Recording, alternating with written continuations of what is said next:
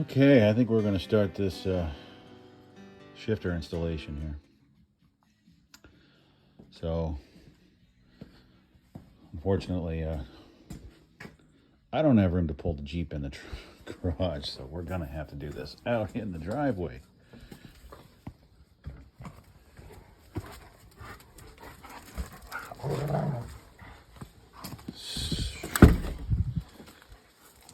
So, this thing is a mess. I probably should have come in from the passenger side. What I'm going to have to do, I got to take this center console out. So rather than trying to wrestle with this stupid phone and videotape me trying to get this center console out, it's not that complicated. You've got underneath the shifter boot here, when you pop this up, you've got a bolt here that holds it, and down in the bottom of your center console compartment here, there's two bolts on the bottom holding it in. And once you get those off, you can actually, you don't have to pull this off to get this out. You can pop, you don't have to pull this and this off to get the center console out. You can pop this boot off and then work it down through and take the console out with that on there. So I will probably do that, get this out and this opened up, and then pull you back in here, and we'll go from there and see if we can get this new B&M short shifter put in. I've seen other guys do this install, and they always run the shift through the stock shifter through the gears to see the throw. Wow, way back. That's one thing that always annoyed me with this, especially since I put the body lift on it. It brought the shifter a little bit farther lower into the console here, which is what gives you issues, because it gets a little bit tight in second, and when you go into reverse, it's kind of tight over there, so then it kind of wants to pop out. You have to make sure that it goes in all the way. But when it comes into second, if you've got a cup in this cup holder, it smacks it. So I'm hoping, I believe that other shifter is a little bit straighter up than this, and with the shorter throw on it, it shouldn't come down that far. I think it's only supposed to come down about like that, maybe. So it shouldn't interfere, but there you can see how close it is to the console there, and how far down it is, almost over right over that cup holder there, pretty much. So let me get all this out, and then we'll come back. I wanted to point this out before I got this console out of here. I had stated before, we got two bolts in the bottom of your compartment here, and there's one up underneath the shifter boot, and I had forgotten that they also have one there. Mine doesn't have it because I didn't put it back in when I put the center console back in here, and this thing is disgustingly filthy. I waterproofed it, and the whole interior sprayed with bed liner, leather seats, so that way it can get wet in here and it doesn't matter. And I have 5 German Shepherds who do take turns riding in this. They are not allowed to ride in the other vehicle anymore because I spent forever detailing it and cleaning it up, because they got in there and just destroyed it. And we take them down to get wet, swim in the river quite a bit. So now this is the rig that they get transported in. So it is disgusting. It definitely needs to be cleaned. But anyway, I wanted to point that out because that is important. You get these ones out and the one out under there, and then forget that one and try pulling it out, you might break it. Something else I forgot. It's been a while since I put this thing back together. You got 2 screws, Phillips screws. I don't know if you can see that one back there too, down here on the passenger side of the center console. And if you still have the factory seats in, these won't be any problem for you to access, because on the factory seats, this passenger seat flips up and out of the way. These, however, are Corbu or Corbo, however you say it. I'm sure somebody's going to correct me. Leather seats, custom, and they've got the custom seat mounting brackets underneath them, so they don't flip forward like the factory ones did. So this one's going to be easy to get out. That one up there, however, I might have to use my little 90-degree Phillips head that I have. I don't know if this straight screwdriver is going to make it through under the seat bracket there or not, but I just wanted to point that out. All right, so here we are. You're supposed to take that cover off for your four-wheel drive shifter there, because it does go over the corner of this to be able to take this plate off here. But this has, they're basically nut zerts on the bottom on some of these that hold that on, and on mine, that one and that one over there, they cut loose on the bottom and were just spinning. So I was able to get this one out. It was a little bit tricky, and then I was able to just slide that plate out from underneath that corner. So the only downfall is that it kind of tore the insulation a little bit, the gasket that goes around there, but that's okay. We'll get around that. But I'm really glad that I'm doing this, because I didn't realize the little boot on top of this shifter housing here, the factory one, is all ripped open. I hope I ain't got too much contaminants down in the transmission. It should have caught most of it up here on top, because you got the mechanism here with a pivot ball and stuff in there. So that should have kept too much from getting down inside. But thank goodness. And I got these loose already. So I'm going to go ahead and pull those four out and lift this shifter off of here, and we'll take it in the garage and compare it to the new one. Yeah, luckily, this is the factory shifter. See, you got the pivot, that ball pivot down in there, so that kept anything from that was going down inside this top from getting down into the transmission. Thank goodness. But that won't even stand up on its own. I don't know why they have such a goofy curve on that.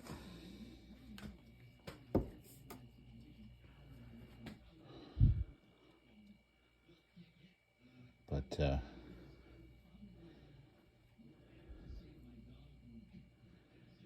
yeah, that's definitely going to make a difference.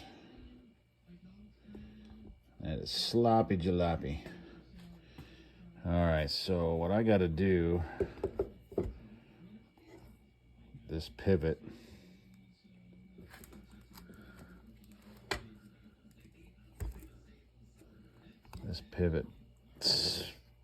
socket here has got to come off.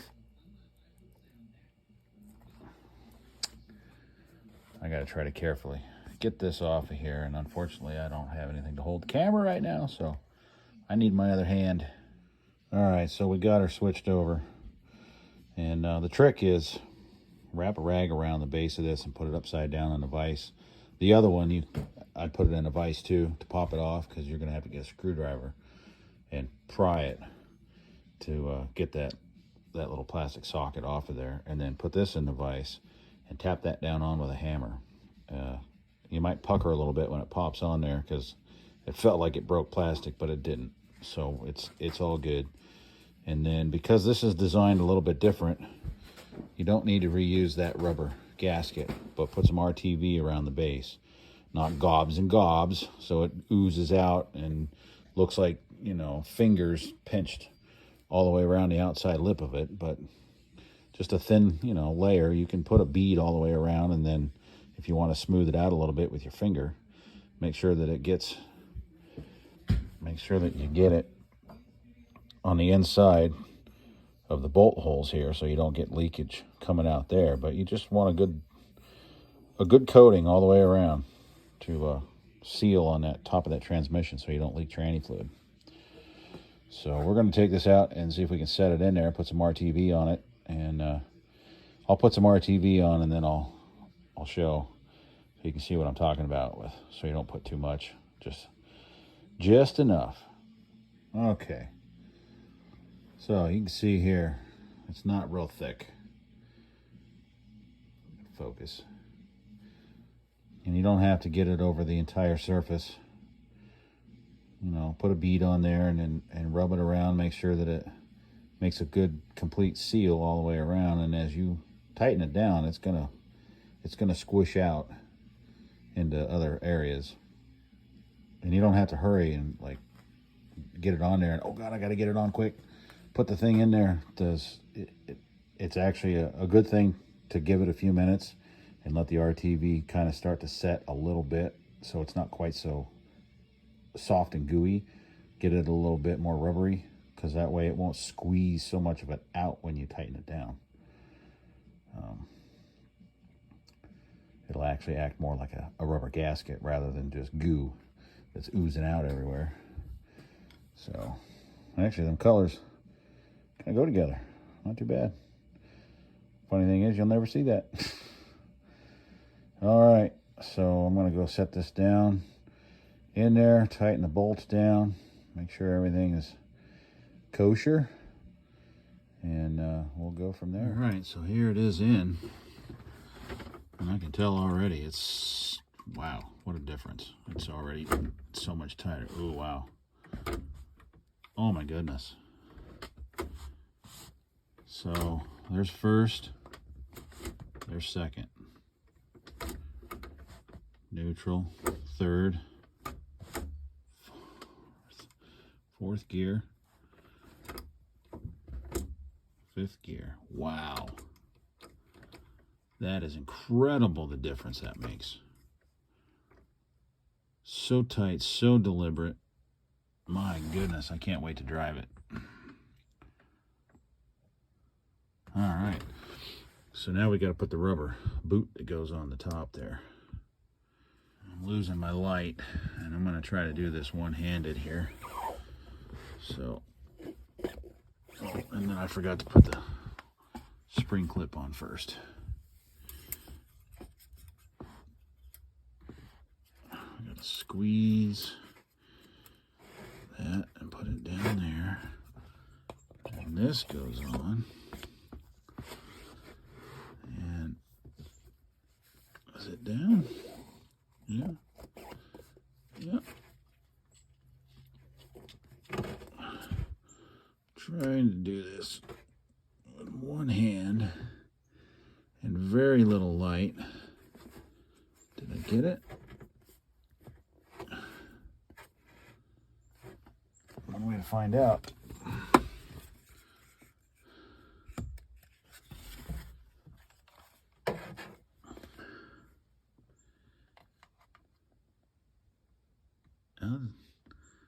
I would say it's a little down in the back. I can fix that.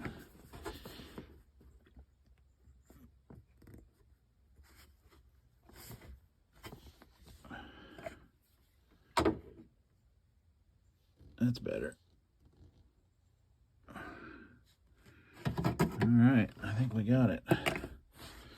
So now you can see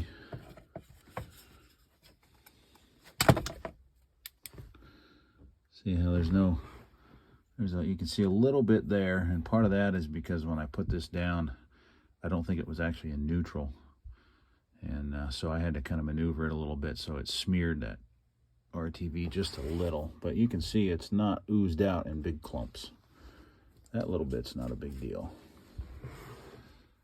Let you know that it's there. So now, see if I can get this cover plate back on here.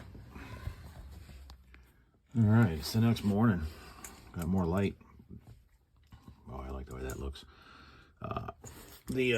Unfortunately, the factory screws that go in here to hold this plate down, which are these little turds right here. Well, they're tiny. I mean, obviously they don't need to be any longer than that, but these holes are wallered, so you put them in there and they're spinning. They don't even get tight. So these are a little bit overkill as far as length, but they're bigger. I put one in here, tightened down nicely. So I'm going to go ahead and go with these. Normally I would cut these off because they don't need to be that long, but there's so much space between this tunnel and anything else underneath here that they're never going to hit anything. So the only time they might be an issue is if I'm underneath working on it and I have to reach up over the transmission, I might scratch myself on it, but I should be smart enough to remember they're there, hopefully. So I'm going to go ahead and finish putting these in, and then we'll get this center cover, which is this piece here. I'm going to clean it up a little bit, and we'll put that on, and see if we can get this insulation finished. I am anxious to drive it, and I actually need to make a run somewhere, so it's perfect day to do a test drive. See how this baby shifts. So got a couple up here that are right up underneath the lip of this dash, and it's really hard to get to with a regular screwdriver or the impact driver that I'm using. So figured I have this little 90-degree gear drive here that is perfect for situations like this. So if you ever run into one of these situations where you have limited space but you need to be able to use an impact driver to get the screw going, get it in there, this is a perfect little tool to have on hand to be able to use, and they're not that expensive. So that's this is an older one, but they still make them basically the same design, and they work pretty well. Wish I could have showed that, but I only have two hands and I needed them both. But there it's in, and yeah, it worked pretty darn slick. So since this one here, the little zert, which is right, where did I put that? Right here. It's what they call a nut zert. This was actually connected down. You can see, got the Allen head there for being able to put them in there, but it lost its connection.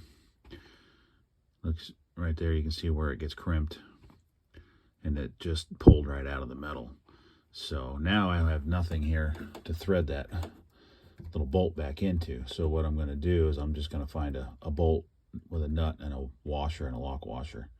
Since that's close enough, I can get my hand in here to the bottom of this hole. I should be able to get the nut and the washer and everything on there, tighten that thing down with that, and we'll be good to go.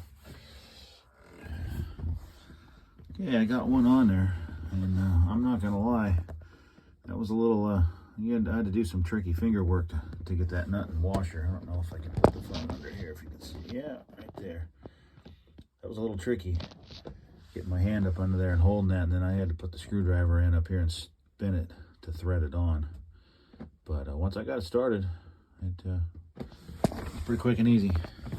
So now I'm going to clean up this top boot that goes here, and see if we can get that put back on and see how well these screws are going to tighten. I might have to put new ones in here too. Success. A little bit cleaner. Not that it matters, you're never going to see it, but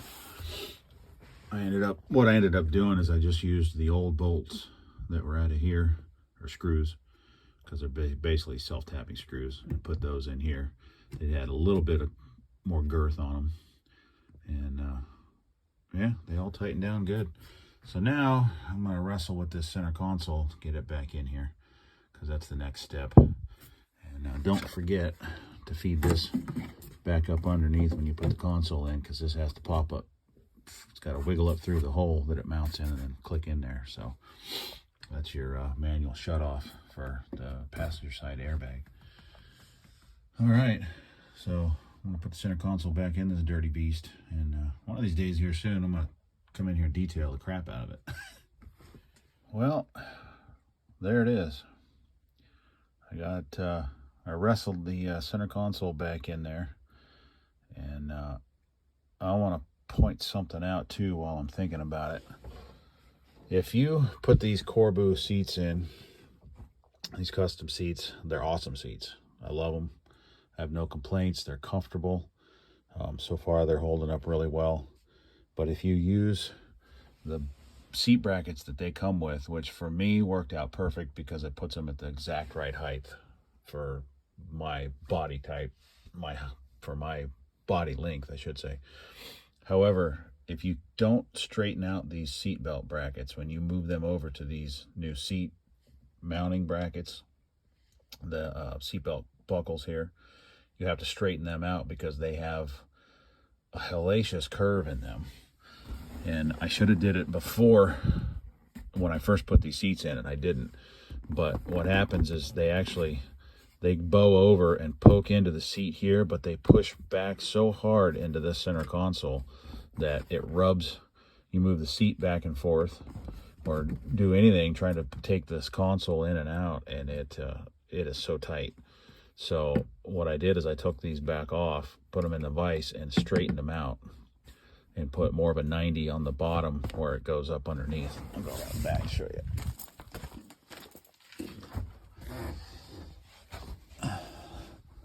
You can see down there, it goes down and bolts right up here underneath. So what I did is I took the bend out here. It really had a curve, and it was digging hard in. You can see where it was digging in on that side. I don't know. Yeah, you can see it there too. You can still see actually where it was bent right here.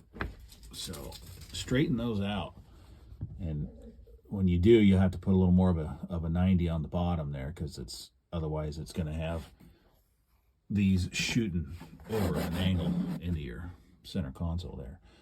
But once I did that, now they're nice. They fit good, and I carry. So if you know what I'm talking about, then you know what I'm talking about. And when I get in here, that digs right into.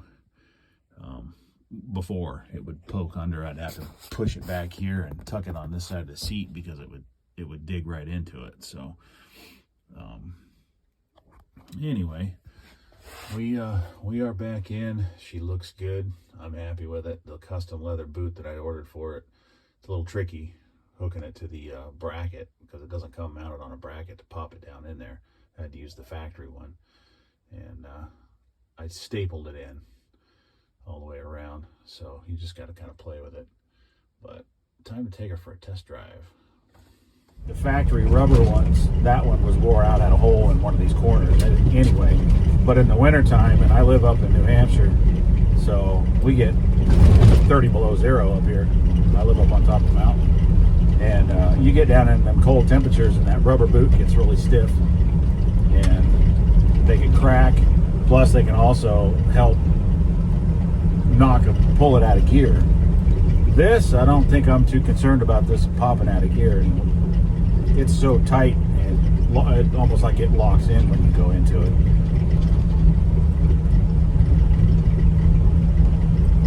More firmly than it has since I bought this thing, that's for sure.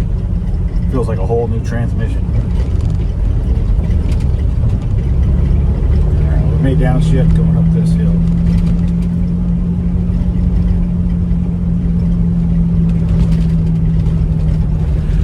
Well, this has been a fun little experiment, I guess, for first video, and I really wanted this voiceover to not be shadowed in the background by the audio on the video, but I've got to get some better video editing software. This is just a cheap app that I downloaded on my phone, and it's very minimal, so hopefully this is loud enough that it's overshadowing the background audio. But I think we're going to wrap it up here, and I'll post this up to my YouTube channel, and we'll see what happens. Hopefully this was informative enough. The video quality, the camera work, we're going to work on trying to improve on that, and obviously the editing. And I'm going to try to be more inclusive of the actual procedures rather than jumping from one to the next. But I didn't really have I don't have a tripod, and the selfie stick that I have was very hard to try to set that up in the Jeep to be able to film what I'm doing while I'm using both my hands, and most of that took two hands. So hopefully this helps somebody out, and we'll try to get some more. I got several other projects to work on. I got so much stuff. I wish busy was money, because if it was, I'd be Bill Gates. But hopefully you all have a good rest of the day, rest of the weekend, rest of the evening, whenever you're watching this. And we'll see you on the next video. Take care, guys.